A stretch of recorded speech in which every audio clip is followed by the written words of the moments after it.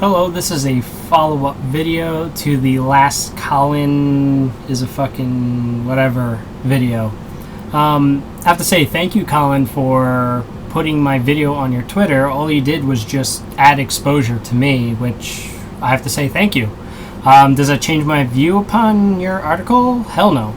Now that I actually finally got to think more clearly about it, because I was just more pissed than anything about the last video, I actually came up with several analogies that could disprove your points.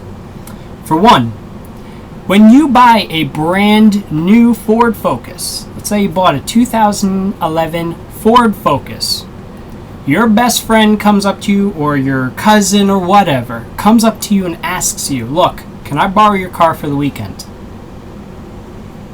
Does Ford come and call and say, wait, before you turn on the engine, I think I need $25 because you're not the original owner?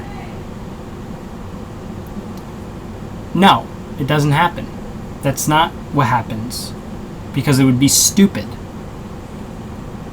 That's exactly what PlayStation Pass does. That's exactly what EA Pass does. That's exactly what THQ's Pass does. If I buy a PlayStation 3 game that's made by EA, has that pass that I have to type in a code. I type in the code to use it on my PS3 back there. My best friend comes up to me and says, hey, can I borrow that game for the weekend? I say, sure. Let him borrow it. Whoa, he can't play online. He has to pay $10 to play online. Is that right? Is that fair? No, it's not. Now, getting back to the whole server thing, a lot of people think that, well, wait, it costs EA and Sony a lot of money for servers. Well, here's the thing to think about. There is not a single used copy on the server that was not purchased new. There isn't. Every single copy that is played on that server was purchased new at some point. Does it cost EA, Sony, whatever, more money for a person to play using a pre-owned copy? No, it doesn't.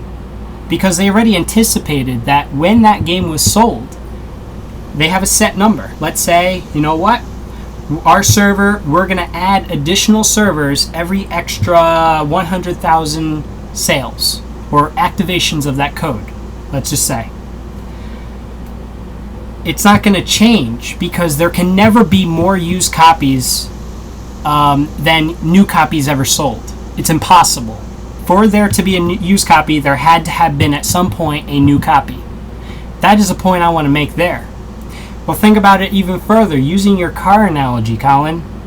You said that it's wrong for a user to assume or to expect to get certain things out of their car. Well, how about this one? Do you hear Ford bitching that they don't get any money out of used car sales? No. Now, yes, I will grant it. I will give you the fact that they themselves do sell used cars and they do make money there. But you don't see them bitching about that third-party car salesman, the car sales lot that all they deal with is used cars. That's equivalent to GameStop. You don't see that. You don't see them complaining about that. You don't see them turning around and say, you know what, for every used car, in order for you to get it registered, you have to pay us an additional $200, $250. You don't see that because the auto industry doesn't stoop down to this stupidity. You don't see the movie industry bitching about Blockbuster. You don't see the movie industry bitching about Netflix. They're perfectly content because they built a system that was designed for today's society. The video game industry is the only one that hasn't. The video game industry wants a perfect world where we have digital distribution, so you completely revoke your God-given right in this country to resell your shit. They want to put these one-time use codes, same deal, where people like GameStop will be less likely to give you more money for that exchange. Now, going back to one point, I had a lot of idiot comments about this, right? Now here, first of all, this is not World of Warcraft. This is Warcraft 3, as you can see there clearly. Second, this isn't a one-time use code. If I wanted to, because this isn't tied to a single Battle.net account, I could turn around, sell this to somebody, and they can enjoy it. Because the point with their code, and this is how I love Blizzard, the original Blizzard, not now with the stupid StarCraft 2 activation bullshit. What they used to do was you can only have one product key on at a time. So if I installed this on 5 computers, only one of them could be on Battle.net at any given point in time. That was a perfect system for the gamer. It had a balance between restriction and a balance between more of like a person like myself. I have multiple computers in this house. And you know what? Sometimes I want to play against my family members. I don't feel like buying 5 fucking copies to play a LAN party game.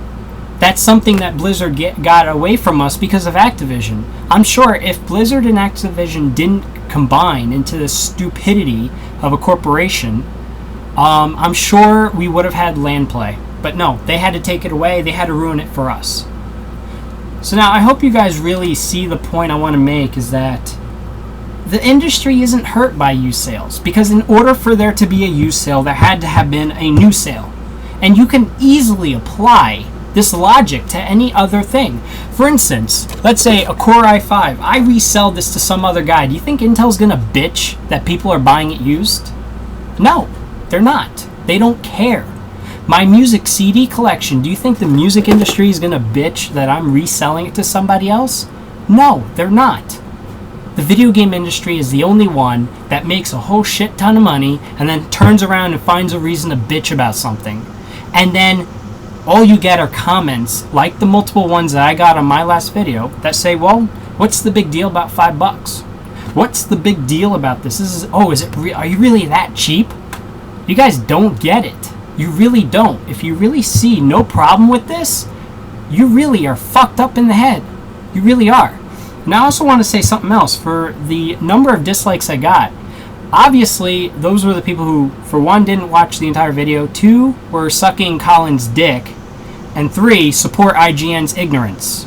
I have to say, for one, that article was not an editorial. It was categorized under the news section. So to me, I took it as a news piece, a very opinionated news piece. And that's the thing, is that I'm not wrong in what I said in my other video. Was it as educated as this one is? Fuck no. I'll even admit it. I cursed far too much, and I really didn't get the point across. I'm going to admit that. But basically, Colin, this is a shout out to you, and this is something I want to ask of you. I want to do an online debate with you, and I also want to see if I can get TruthBToldShow or Truth Setting You Free in on it, because he made a very interesting video, which I will post below a link to his video. He proved the point as well. He went even further, that, you know what, furniture, you buy that used. You know, if you're a homeowner, there's plenty of things that you could buy used that aren't hurting any industries. So that is the case here. I really wanted to show you guys I'm not really a jackass. You know, I'm not a type of person who just curses for fun.